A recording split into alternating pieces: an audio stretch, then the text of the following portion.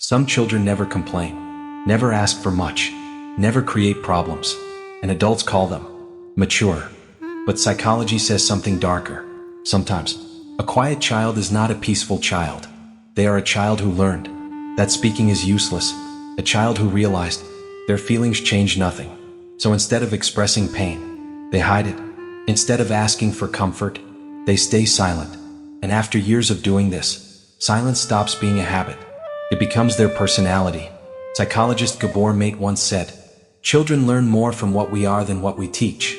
And many quiet children grow up in environments where emotions feel unsafe, where being easy to handle becomes a survival skill.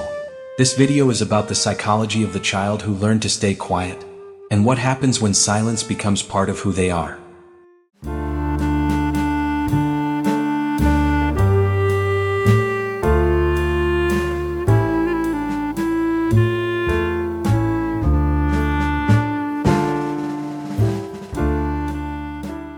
Some children were not born quiet. They became quiet, slowly. At first, they tried to speak like everyone else. They wanted to explain how they felt. They wanted attention, comfort, understanding. But many times, they were interrupted.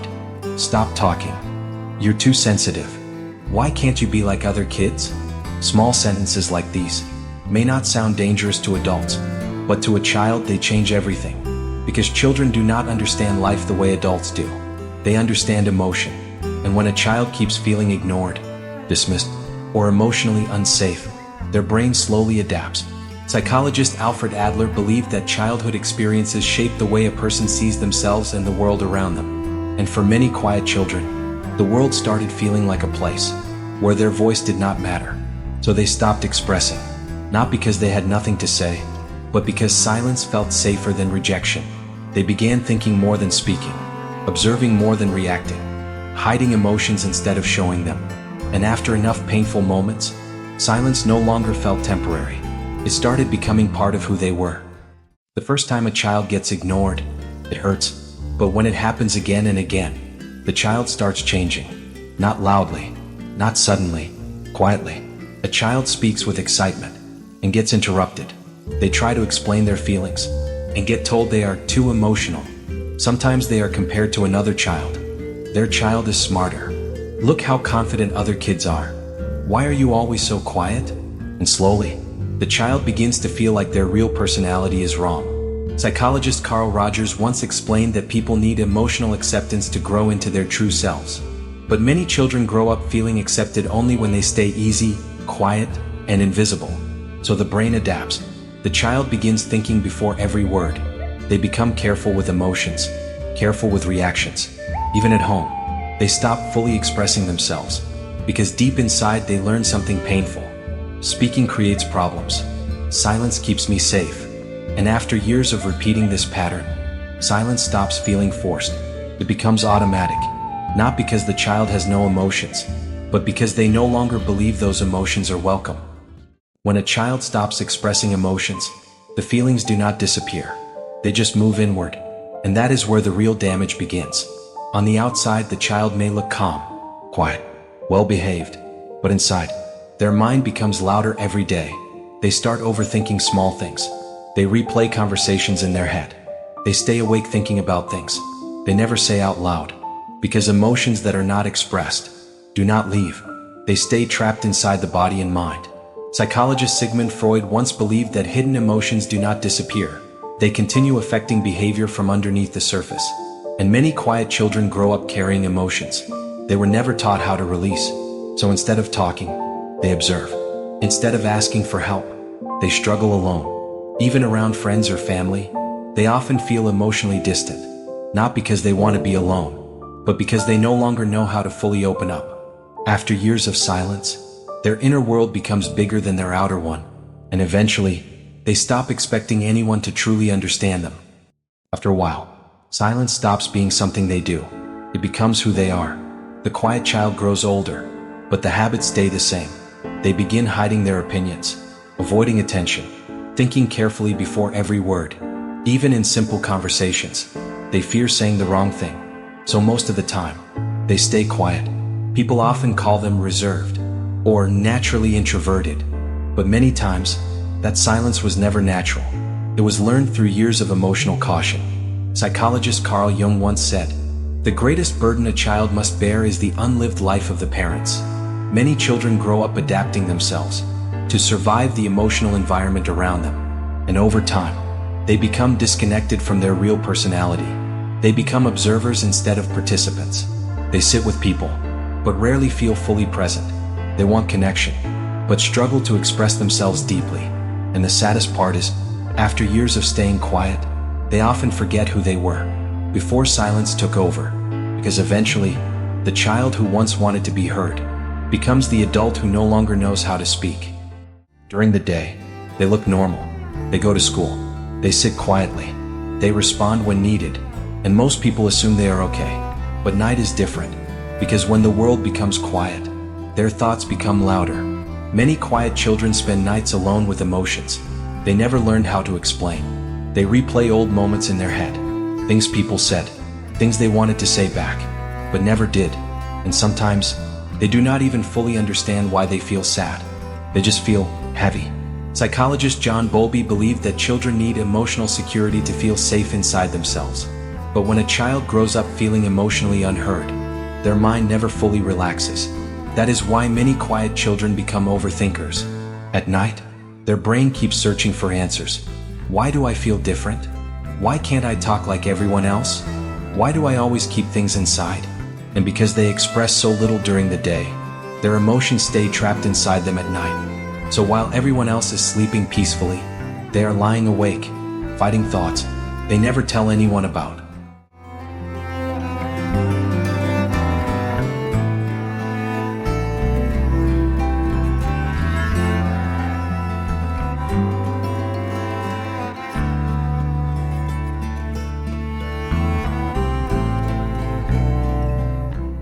As quiet children grow older, most people expect them to change. They think confidence will come naturally with age. But for many of these children, nothing really changes. The silence just grows with them. They enter teenage years carrying the same fears, the same hesitation, the same habit of hiding emotions. In classrooms, they stay quiet even when they know the answer. In friendships, they struggle to fully open up. And in groups, they often feel invisible, even when they are standing right there. Because silence was never just behavior, it became protection. Psychologist Erik Erikson believed that identity is shaped through experiences during childhood and adolescence. And when a child spends years feeling emotionally unsafe, they often grow into someone who doubts their own voice, so they begin overthinking everything. Before sending a message, before speaking in conversations, before expressing emotions, their mind stops them. What if I sound stupid? What if nobody cares? What if I get ignored again? And slowly, they become disconnected from people around them. Not because they hate connection, but because connection feels risky. The saddest part is that many of them secretly want deep relationships. They want to feel understood. They want someone to notice what they never say out loud. But after years of silence, expressing themselves no longer feels natural, feels terrifying. So they continue doing what they learned as children, staying quiet, staying careful, and carrying everything alone. One of the hardest things about quiet children is that they grow into people who feel deeply, but struggle to show it. They care about others. They love deeply. They notice small emotional details most people miss. But when it comes to expressing those feelings, something stops them. Because after years of hiding emotions, vulnerability starts feeling dangerous. So in relationships, they often stay emotionally guarded, not cold, not heartless, just afraid of being misunderstood, ignored, or made to feel like their emotions are too much. Psychologist Brené Brown once said, "Vulnerability is the birthplace of connection." But many quiet children never learned that vulnerability was safe. They learn the opposite. So even when they want to open up, their mind tells them to stay careful. This is why many of them struggle with communication. They keep problems inside. They avoid difficult conversations. They say, "I'm fine," even when they are emotionally exhausted. And over time, people around them may start feeling distant from them. Not because they do not care, but because they were never taught how to emotionally express care in a healthy way. The painful truth is, many quiet people spend their whole lives hoping someone will understand them without needing words. Because deep inside, there is still a child who learned that speaking rarely changed anything. As the years pass, many quiet children become quiet adults. From the outside, they often look calm, mature, and independent. They handle things alone. They do not ask for much. They rarely create problems for anyone. And because of that, people assume they are strong. But many times, what looks like strength is actually emotional survival. Psychologist Alice Miller believed that children who suppress their emotions for too long often lose connection with their true selves. And that is exactly what happens to many quiet children. They grow up constantly living inside their own minds, overthinking conversations, rehearsing words before saying them, hiding emotions behind silence. Even around close people, they may still feel emotionally distant, not because they do not want connection, but because openness never felt natural to them. Many of them become adults who are physically present, but emotionally hidden. They smile when needed, work when needed, respond when needed, but deep inside, they still carry the same emotional patterns from childhood. The fear of being misunderstood, the fear of being ignored, the fear that their feelings may not matter. And after years of silence, they no longer know how to explain what they feel. So they continue carrying emotions quietly, hoping someone notices the pain. They became experts at hiding. The truth is, many quiet people spend years believing there is something wrong with them. They think they are weak for overthinking, broken for struggling to express emotions, different for feeling disconnected from others. But what if the silence was never your fault? What if you were not born this way, but slowly shaped by the environment around you? Psychologist Carl Rogers believed that people naturally grow when they are given emotional safety, understanding, and acceptance. And many quiet children never fully received those things. So they adapted. They became careful, observant, emotionally guarded, not because they wanted to be distant, but because silence once protected them. And understanding this changes everything, because healing does not begin when you force yourself to become loud. Healing begins when you finally understand why you became quiet in the first place. Maybe you were never too sensitive. Maybe you were simply unheard. Maybe the child inside you was not weak, just emotionally alone for too long. And even if silence became part of your personality, it does not have to control your entire life forever. You can slowly learn to express yourself again, to trust your voice again, to stop hiding every emotion you feel. Not all at once, but little by little, because deep inside, there is still a part of you that always wanted to be understood, not ignored. Some of the quietest people you know are carrying the loudest emotions inside. And maybe this video was not just about understanding them. Maybe it was about understanding yourself. Because many children who learn to stay quiet grow into adults who spend their whole lives hiding emotions, pretending they are okay, while silently wishing someone would finally notice their pain. But the fact that you understand this now matters, because awareness is where healing begins. Psychologist Carl Jung once said, "Until you make the unconscious conscious, it will direct your life and you will call it fate."